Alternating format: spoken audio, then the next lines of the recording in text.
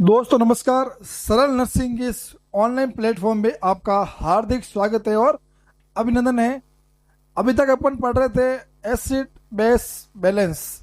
आज अपन चर्चा करेंगे बैलेंस के बारे में। अपन ने चर्चा कर ली है। आज अपन चर्चा करेंगे इम्बैलेंस, है ना। तो एसिड बेस बैलेंस बॉडी में बैलेंस कैसे होता है ये अपन ने देख लिया। अब इम्बैलेंस क्या होता है वो भी आज अपन डिस्कस कर लेते हैं। ठीक है, पूर्व में थोड़ा सा आपको मैं रिपीट करा देता हूँ, थोड़ा सा आप भूल गए होंगे।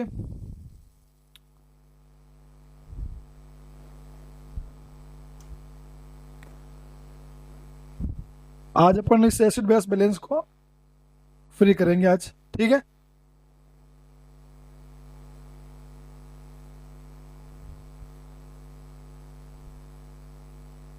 जैसा कि आप सभी को पता है अपन एसिड बेस बैलेंस पढ़ रहे थे। तो ये जो वैल्यू मैंने अभी आपको यहाँ दिखाई है स्लाइड के माध्यम से कि जो नॉर्मल पीएच है 7.35 टू 7.45 होता है और CO2 3.5 to 4.5 mm of Hg, O2 75 to 100 mm of Hg, SCO3 bicarbonate 22 से लगाकर 26 MEQ पर लीटर और ऑक्सीजन सैचुरेशन होता है ग्रेटर देन 95%। तो मैंने आपको बोला था कि हमको ये जो वैल्यू है वो याद होना जरूरी है। पीएच, CO2 और बाइकार्बोनेट। CO2 क्या इंडिकेट करता है? एसिड। और बाइकार्बोनेट क्या इंडिकेट करता है? बेस। ये चीज आपको याद होना बहुत ही जरूरी है। ये चीज अगर आपको याद नहीं है तो फिर आप एसिड बेस वाला जो है टॉपिक भी समझ भी नहीं पाओगे, ना ही क्वेश्चन अटेंड कर पाओगे। चलते हैं अपन टॉपिक में आज।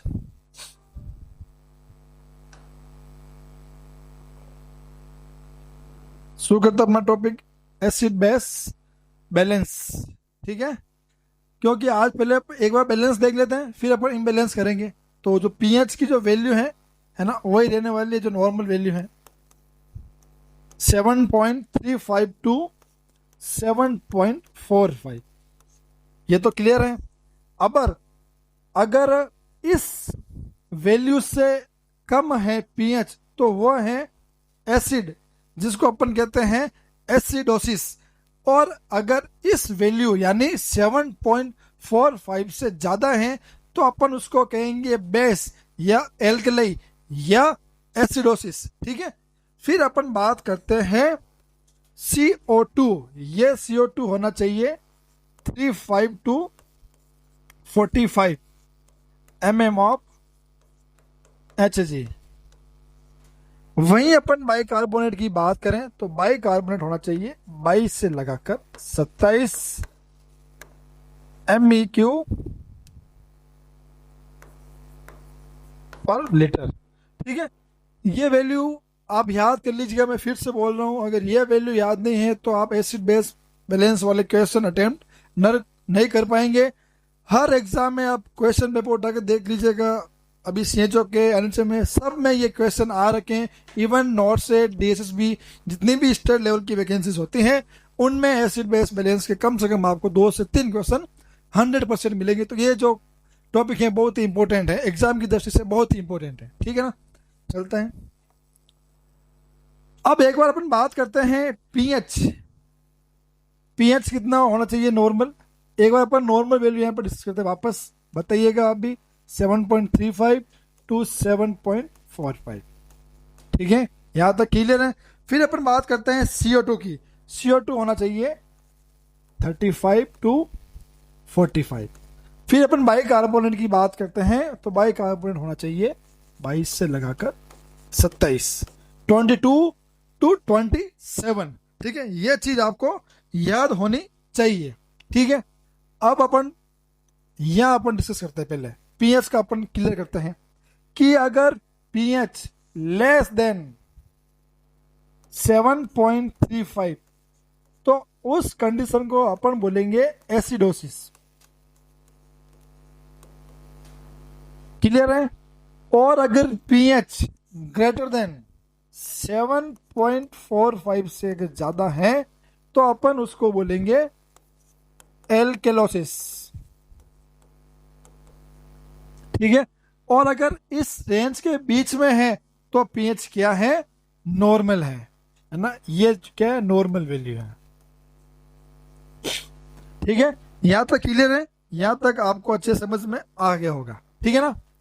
अब अपन बात करते हैं,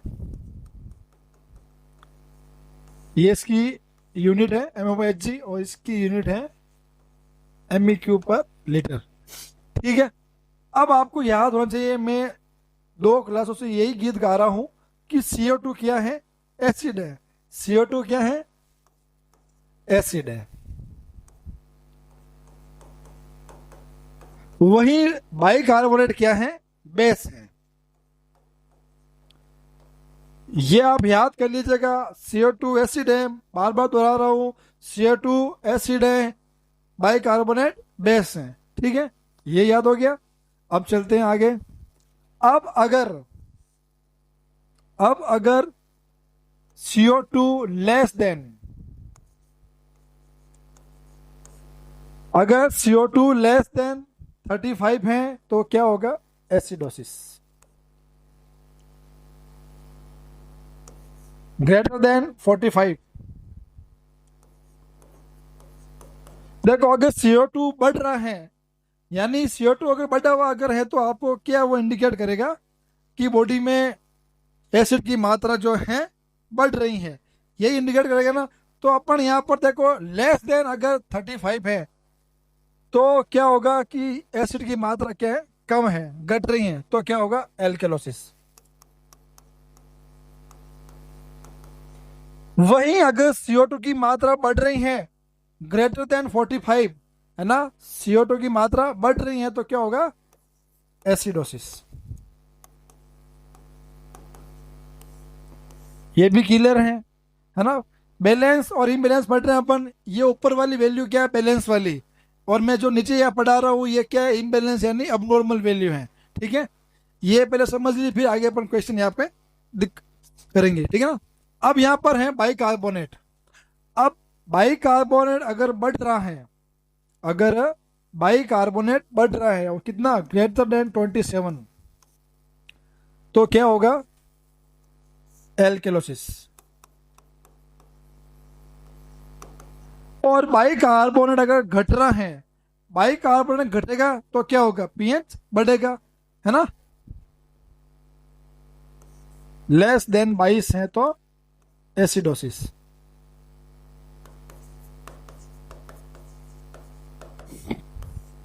ठीक है, यहां तक आपको क्लियर होना चाहिए, अच्छे से समझ में आ गया होगा, मैं उम्मीद कर रहा हूं। ठीक है, वापस दोहरा रहा हूं, ऊपर वैल्यू अपने लिखी है बैलेंस वाली, नीचे अपने डिस्कस किया है इम्बैलेंस वाला। ठीक है, अगर बैलेंस वाली वैल्यू अगर ऊपर नीचे होगी तो क्या होगा, इम्बैलेंस से होगा, है ना, कॉमन चीज है। बस आपको समझना यह है कि एल्कलोसिस कब होगा और एसिडोसिस कब होगा। ये कब समझ में आएगा, जब आपको यह पता चलेगा कि CO2 एसिड है और बाइकार्बोनेट यानी SCO3 क्या है, बेस एल्कलोसिस है। ठीक है ना, चलते हैं अपन आगे। ये देखो नोट करके मैंने यहां पर भी इंडिकेट किया है कि CO2 क्या इंडिकेट करेगा, एसिडोसिस या एसिड, और SCO3 क्या इंडिकेट करेगा, बेस या एल्केलाई।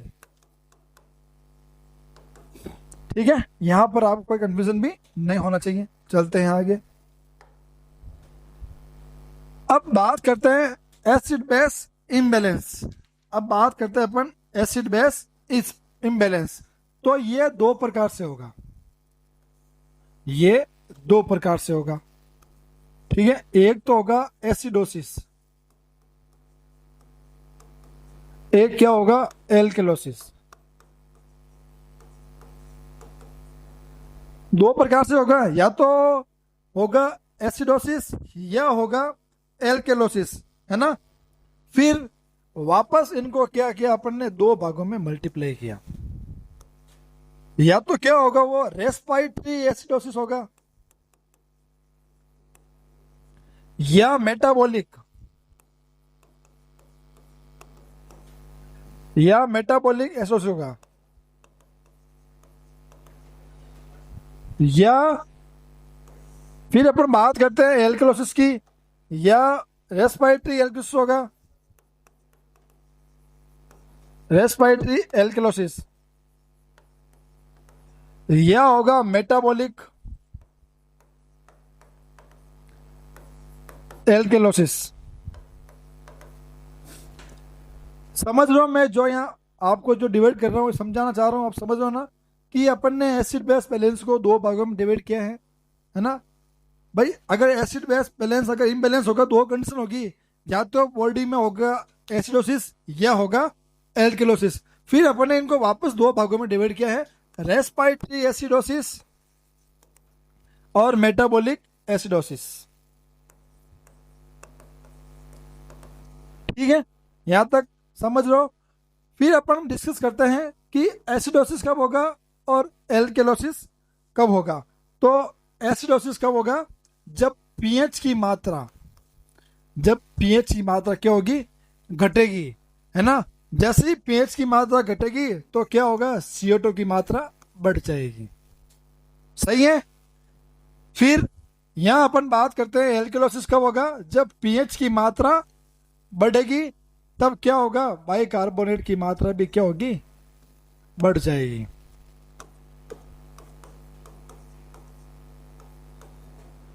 ठीक है, यहां तक क्लियर है। फिर अपन डिस्कस करते हैं कि रेस्पिरेटरी एल्किलोसिस वाली कंडीशन कब होगी और मेटाबॉलिक एल्किलोसिस वाली कंडीशन कब होगी। ठीक है, तो पीएच तो क्या होगा, बढ़ा हुआ होगा। पीएच सॉरी यहाँ पर क्या है, पीएच घटा हुआ होगा। तो घटा हुआ होगा तो नॉर्मल वैल्यू होती है 7.35, इससे कम ही होगा। तो अपन यहाँ डाल देते हैं भाई 7.25 डाल देते हैं। तो पीएच क्या है, घटा हुआ है। ठीक है, वहीं अगर अपन बात करते हैं CO2 की, CO2 क्या होगा, बढ़ा हुआ होगा। जो नॉर्मल CO2 कितना होता है, 35 से लगाकर 45, और यहाँ पर जो CO2 है वो कितना हो जाएगा, यहाँ पर CO2 हो जाएगा ग्रेटर देन 45, है ना। जो मैंने अभी यहाँ पर आपको समझाया ना, वही है। ठीक है, फिर अब चलते अपन मेटाबॉलिक में, मेटाबॉलिक एसिडोसिस। ठीक है, इसमें क्या होगा कि पीएच क्या होगा, पीएच तो इसमें घटा हुआ ही होगा, पीएच 7.25। ठीक है, अब यहां पर ये क्या बोल रहा है कि अगर ये घटा हुआ है तो कार्बन डाइऑक्साइड भी घटा हुआ होगा और SCO3 भी क्या होगा, घटा हुआ होगा। ठीक है, ये बात आपको समझनी होगी। ठीक है, तो यहाँ पर मैं ऐसा लिख सकता हूँ, मैंने यहाँ पर लिखा है ग्रेटर देन 45, तो मैं यह यहाँ कर सकता हूँ ये less than SCO3 less than 22, है ना। ये अगर मैं लिखूंगा तो ये वाली कंडीशन पूरी हो जाएगी। ठीक है, अब मैं डिस्कस करता हूं रेस्पिरेटरी एल्किलोसिस। रेस्पिरेटरी एल्किलोसिस में क्या होगा, पीएच क्या होगा, बढ़ा हुआ होगा। अगर पीएच बढ़ा हुआ है तो CO2 क्या होगा, घट जाएगा। ठीक है, और SCO3 क्या होगा, बढ़ जाएगा। SCO3 क्या होगा, बढ़ जाएगा। ठीक है, वहीं अपन अगर बात करें मेटाबॉलिक एल्कलोसिस की बात करते हैं अपन, तो पीएच तो होगा बढ़ा हुआ, और अपन CO2 की बात करते हैं, वही सीधी बात, अगर एल्कलोसिस वाली कंडीशन है तो CO2 तो इसमें क्या होगा, घटा हुआ ही होगा, और SCO3 क्या होगा,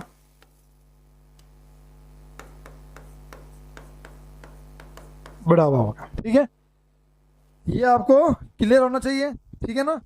अब अपन डिस्कस करते हैं कंपनसेशन। अब अपन डिस्कस करते हैं कंपनसेशन। कंपनसेशन मीन्स होता है क्षतिपूर्ति। ठीक है, कंपनसेशन दो प्रकार का होता है। ठीक है ना, एक होता है पार्शियली कंपनसेशन, एक होता है कंप्लीट कंपनसेशन। पार्शियली कब होगा, जब पीएच क्या होगा, अब नॉर्मल, यानी अब नॉर्मल मीन्स वह नॉर्मल रेंज में नहीं होगा, या तो बढ़ा हुआ होगा या घटा हुआ होगा। और कंप्लीट में क्या होगा, जो पीएच है वो नॉर्मल रेंज में होगा, 7.35 टू 7.45। ठीक है, ये आपको हो गया क्लियर। फिर अपन एक और स्लाइड है वो डिस्कस करते हैं कैटेगरी के आधार पर।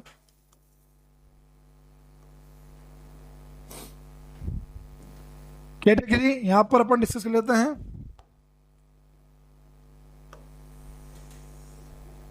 कैटेगरी होगी एक तो कंपनसेशन, एक पार्शियली कंपनसेशन, और एक होगा अनकंपनसेशन।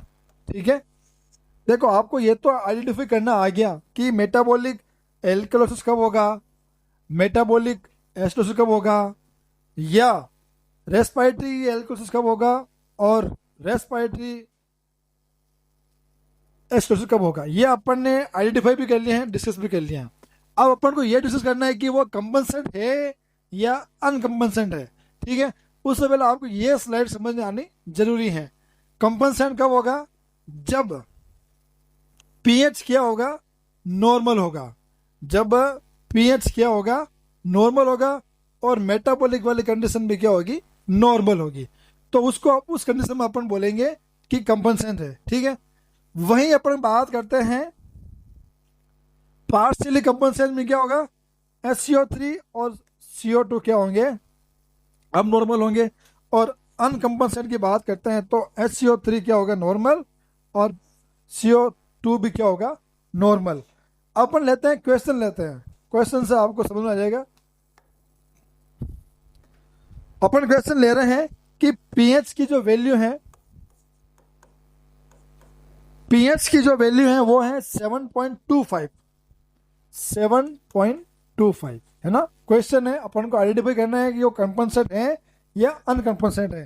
ठीक है, वही PaCO2 की वैल्यू क्या है, PaCO2 की वैल्यू है 41, समझ में आ गया। फिर SCO3 की वैल्यू है, SCO3 की जो वैल्यू है वो है 29। ठीक है, पहले तो आप ये बताइएगा कि ये मेटाबॉलिक है या रेस्पिरेटरी है ना।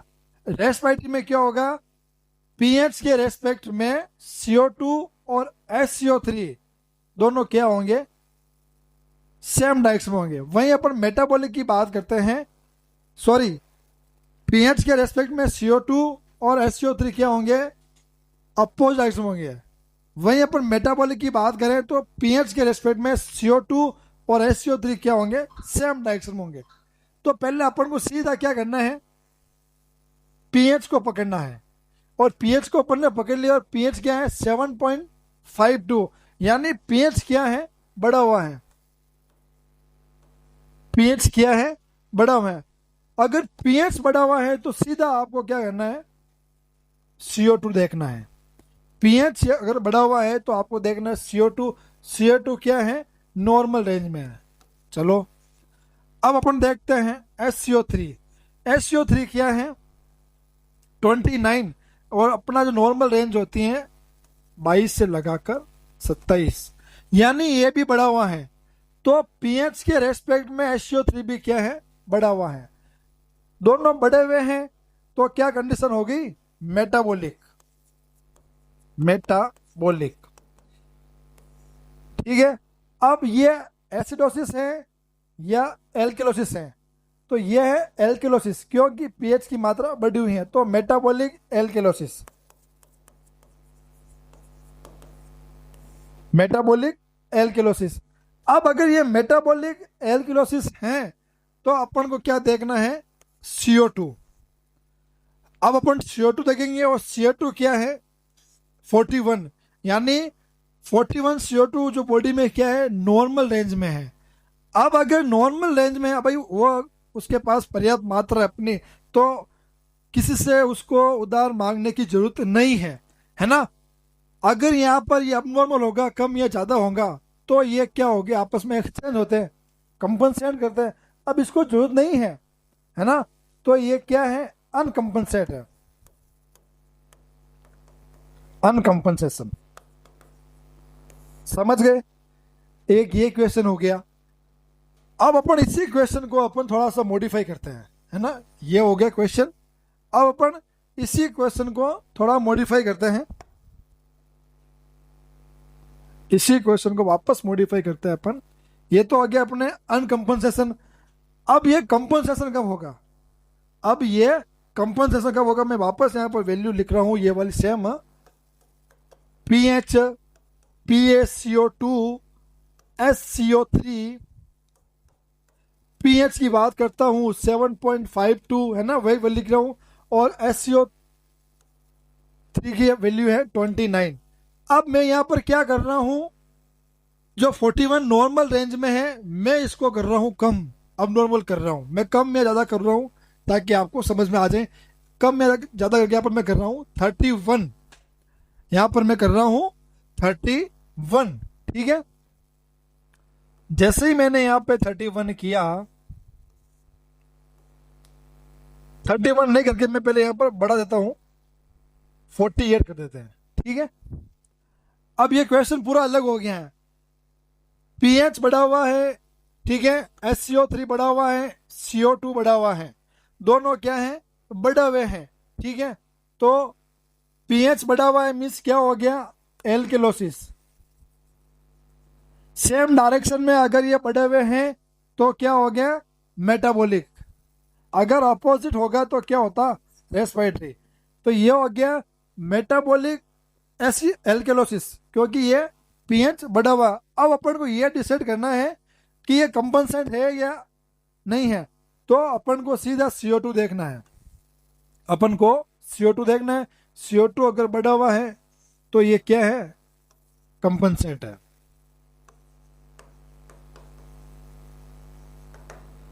ठीक है।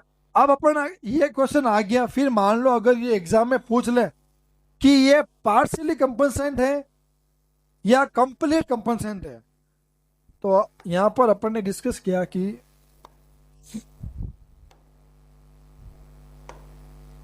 पार्शियली कंपनसेंट और कंप्लीट कंपनसेंट अपन यहां पे डिस्कस कर लिया है कि पार्शियली कंपनसेंट कब होगा, जब पीएच नॉर्मल होगा, और कंप्लीट कंपनसेंट कब होगा, जब पीएच नॉर्मल होगा, ठीक है ना। तो यहां पर क्या है,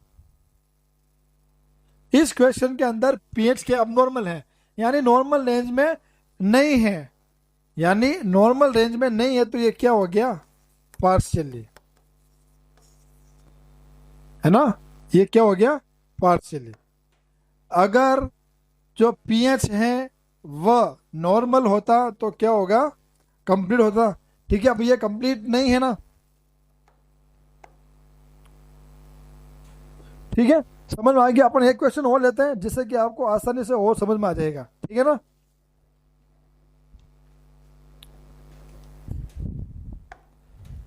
पीएच, SCO3, CO2, ठीक है। अपन डिस्कस कर रहे हैं कंपनसेंट या अनकंपनसेंट, बाकी अपन को ये तो निकालना आ गया भाई, मेटाबॉलिक रेस्पिरेटरी क्या होता है ना, या रेस्पिरेटरी एल्कोसिस क्या होता है, अपन डिस्कस कर लिए हैं।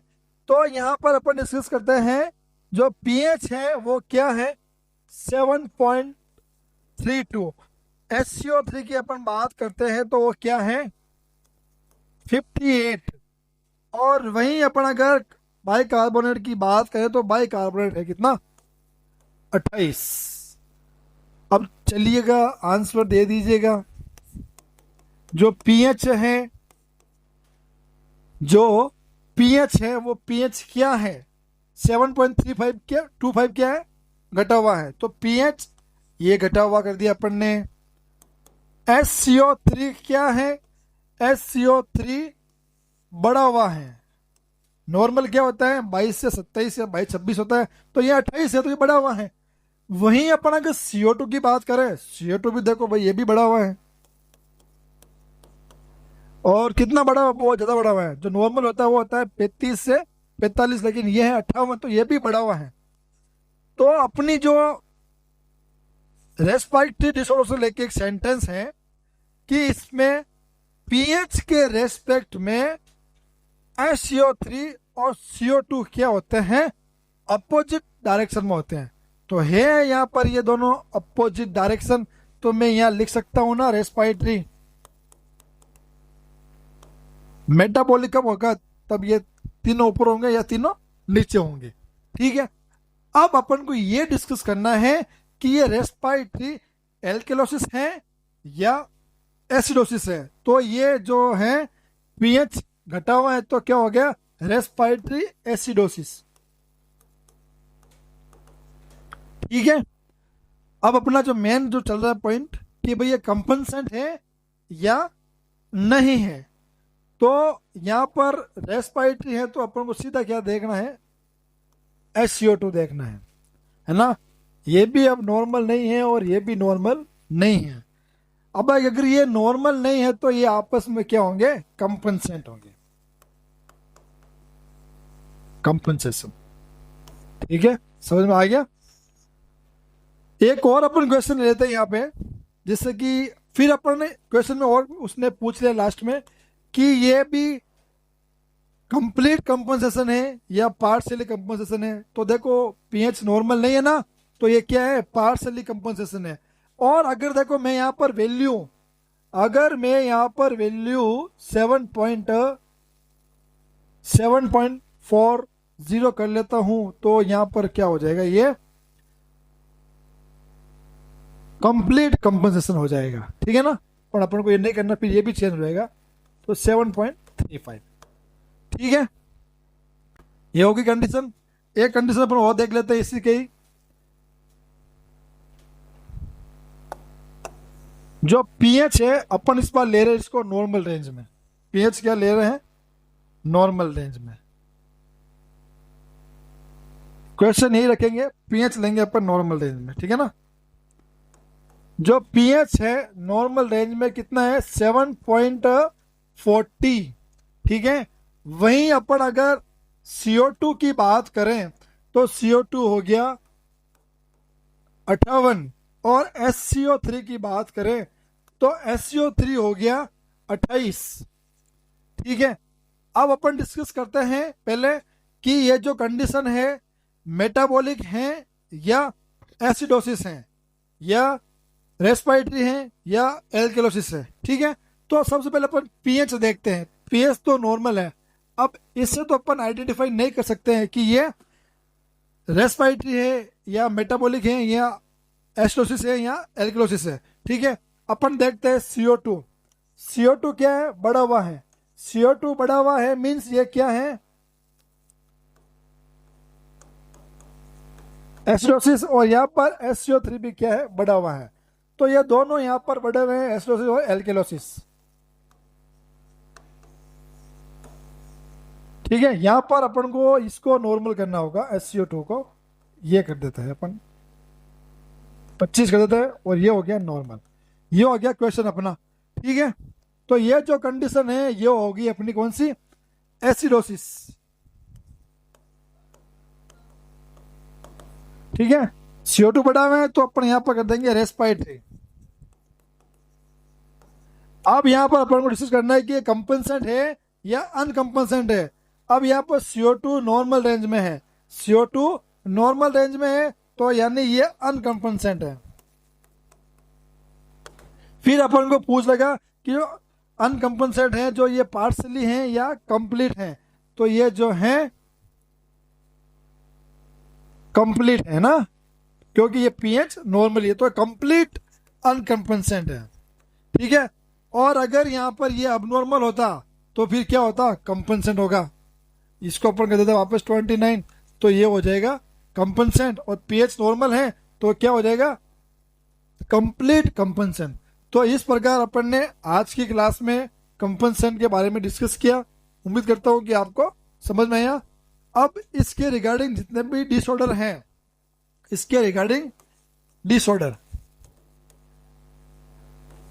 रेस्पिरेटरी, एल्केलोसिस और एसिडोसिस, और मेटाबॉलिक एल्केलोसिस और एसिडोसिस, ये चारों का जो मैंने PDF है नोट करके, अच्छे से नोट्स बना के PDF स्कैन करके मैंने इस वीडियो के डिस्क्रिप्शन के अंदर अपने टेलीग्राम से लिंक दे रखा है, वहाँ मैंने अपलोड कर दिया है। वहाँ आप जाके इनके जो डिसऑर्डर है वो समझ सकते हैं। ज़्यादा कुछ नहीं है, हार्ड एंड फास्ट जो इंपॉर्टेंट था वो मैंने समझा दिया।